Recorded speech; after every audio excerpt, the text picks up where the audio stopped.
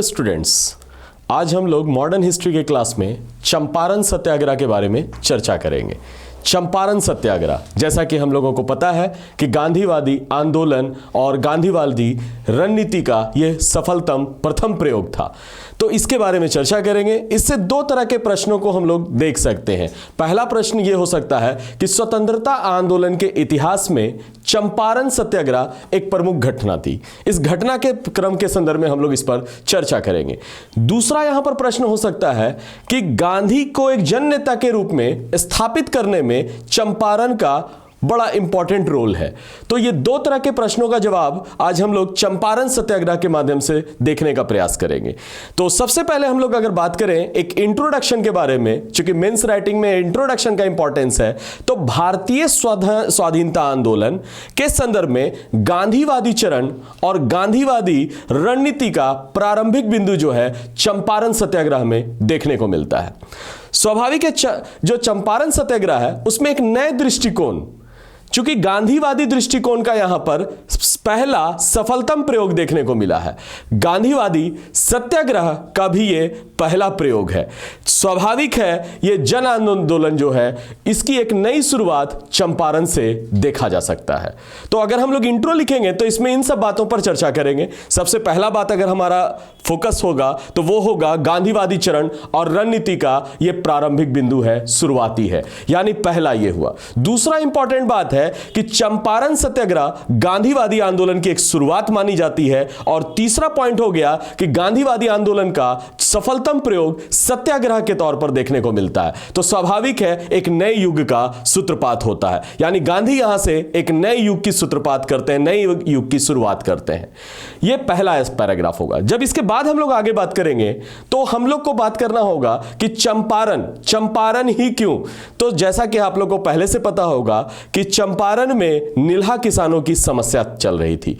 वहां पर क्या होता था कि अंग्रेज बगान मालिक हैं और वो भारतीय किसानों पर जो है जबरन नील की खेती करवाते थे। इस नील की खेती को अगर हम लोग देखा जाए तो 3 कठिया पद्धति एक प्रकार का कॉन्ट्रैक्ट था जिसपे 3/20 भाग पर नील की खेती करना अनिवार्य था। अब नील की खेती करने से जमीन का जो है फर्टिलिटी वो काफी कम हो जाता है और किसान जो है वो नील की खेती करना नहीं चाहते हैं। सबसे बड़ी चीज है फर्टिलिटी कम हो जाती है। दूसरा सबसे बड़ा इंपॉर्टेंट बात है कि इसके माध्यम से जो है नील की खेती अगर करते हैं तो खाद्यान्न फसल पर इसका नकारात्मक असर पड़ता है। स्वाभाविक है ये नील की खेती जो है किसान नहीं करना चाहते हैं। एक और बड़ा रीजन है कि नील की खेती जो करवा रहे हैं, कॉन्ट्रैक्ट करवा रहे हैं, उसका जो मूल्य था काफी कम था। स्वाभाविक है किसान के साथ एक शोषण किया जा रहा था, शोषण पूर्वक व्यवहार किया जा रहा था।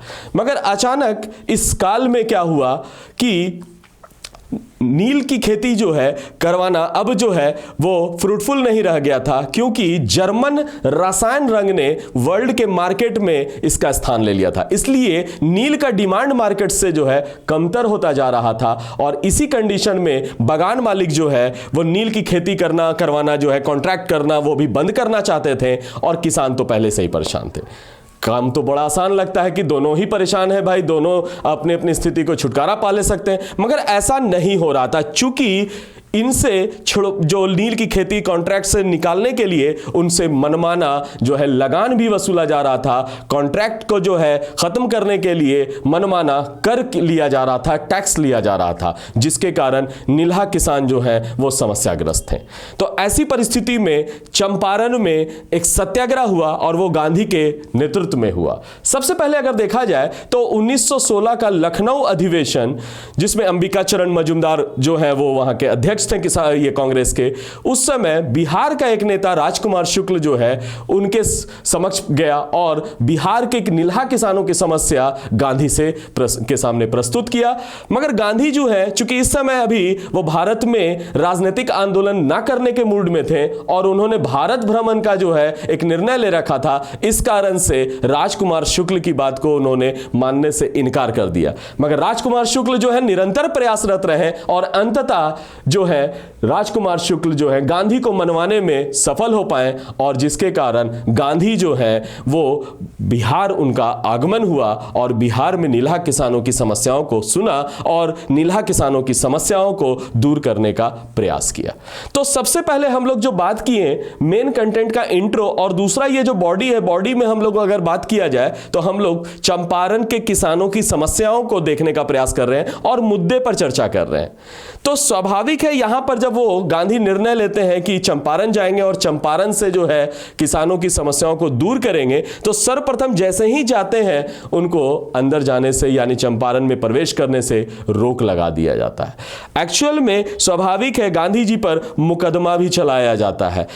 हालांकि गांधी जी शांतिपूर्ण प्रयास और बढ़ती लोकप्रियता के कारण एडवर्ड गेट ने जो है यानी गांधी जी का शांतिपूर्ण प्रयास और गांधी जी का जो है बढ़ती लोकप्रियता ने एडवर्ड गेट जो है उपराज्यपाल जो है उस समय, उनको मजबूर होना पड़ा और गांधी जी से बातचीत के लिए उनको बुलाना पड़ा।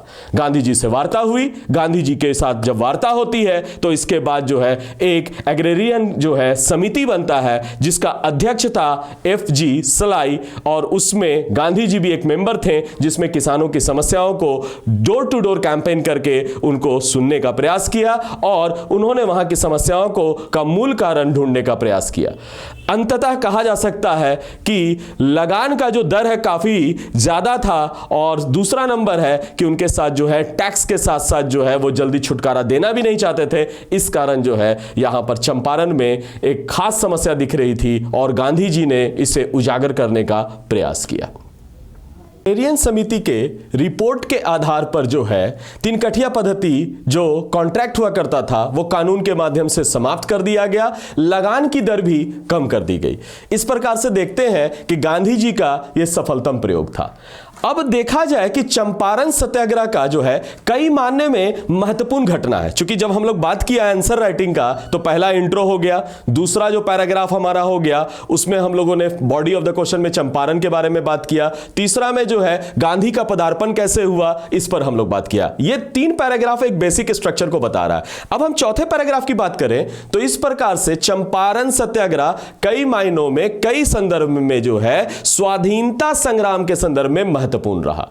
कैसे इसको कह सकते हैं कि महत्वपूर्ण रहा? तो सबसे पहली बात अगर हम लोग को पॉइंट आउट करना हो तो गांधीवादी पद्धति का यह प्रथम आंदोलन भारत में देखने को मिलता है।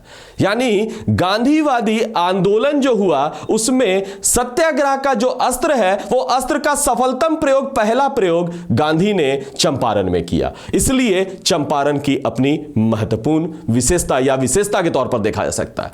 दूसरा इंपॉर्टेंट बात है गांधी जी ने यह दिखा दिया कि जो योजनाओं और कार्यक्रम को कैसे मूर्त रूप देके दिया जा सकता है। अर्थात कहने का मतलब है इस आंदोलन की सफलता ने गांधी को यह बतलाने के लिए प्रेरित किया गांधी ने लोगों को कि योजनाओं और कार्यक्रम को किस प्रकार से सफलीभूत किया जाता है। यह 2 बिंदु हुआ। तीसरा इंपॉर्टेंट बात है चंपारण सत्याग्रह जो है वहां पर गांधी जी की रणनीति का शुभारंभ, जैसा कि हम लोग इंट्रो में भी कहा था, तो गांधी जी के रणनीति का शुभारंभ देखने को मिलता है जिसके अंतर्गत जनता की समस्याओं को उठाकर उसको निचले स्तर से लोगों के बीच में प्रोपेगेट किया और साथ ही सरकार को भी इस बात का अवगत करवाया कि जनता किस प्रकार समस्याग्रस्त है। यानी कहने का मतलब है कि गांधी इन शॉर्ट बोला जाए तो जन आंदोलन के लिए लोगों को प्रेरित कर रहे थे, लोगों को जोड़ रहे थे। स्वाभाविक है इसका अर्थ यह हुआ कि देखते ही देखते यह आंदोलन जो है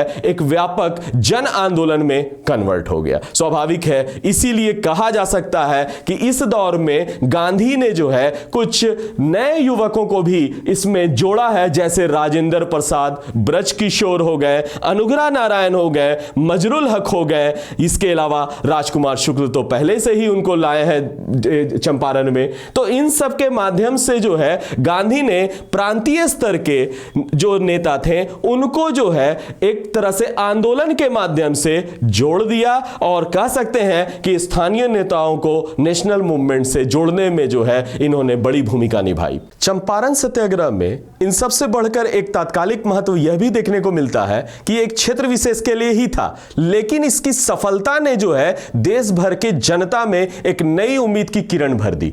चूंकि नया उम्मीद आया, लोगों में नई अवेयरनेस आया, चूंकि इस तरह से हम लोग जो है अंग्रेजों को के माध्यम से चूंकि हम लोग सफल हुए हैं और अंग्रेजों से अपनी मांग मनवाई भी जा सकती है। दूसरा सबसे बड़ा इंपॉर्टेंट बात है, एक अरसे से आंदोलन में ठहराव चल रहा था। 1905 के बाद से कोई बड़ा आंदोलन नहीं हुआ था।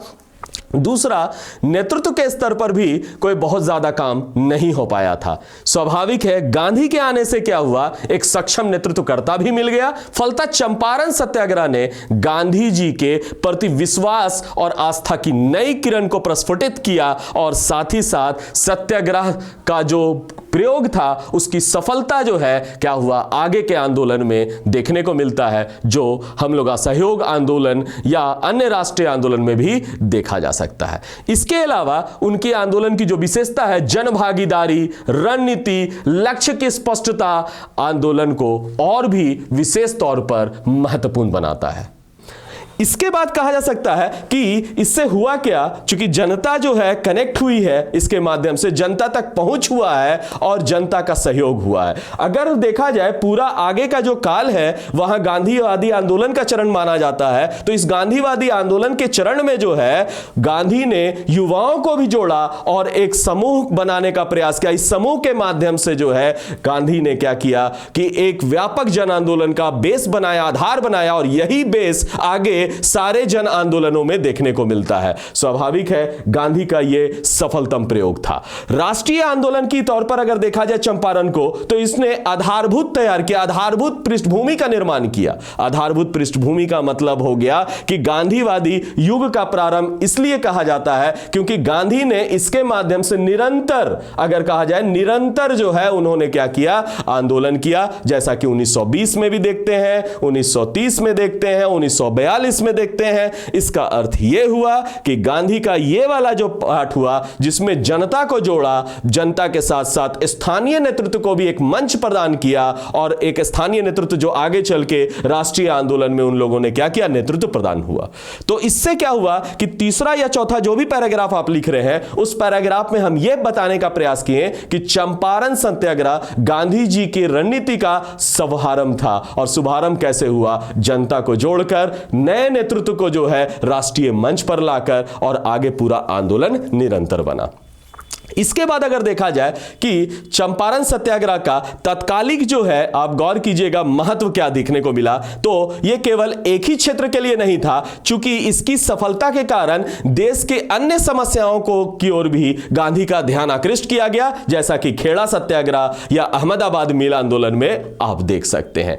यानी कहने का मतलब है कि इस प्रकार गांधी का यह जो आंदोलन का जो आधार है, वो आधार जो है तैयार हो चुका था, और यही आधार जो है आगे चल के चंपारण के माध्यम से अन्य आंदोलन को जो है प्रेरित किया। यानी अन्य जगह की जो भी समस्याएं थी, उन समस्याओं को जो है गांधी के समक्ष लाया गया, और गांधी फिर से आंदोलन के माध्यम से, एक तरह से कहा जा सकता है कि आंदोलन के माध्यम से उन्होंने जो है जनता की समस्याओं को दूर करने का प्रयास किया।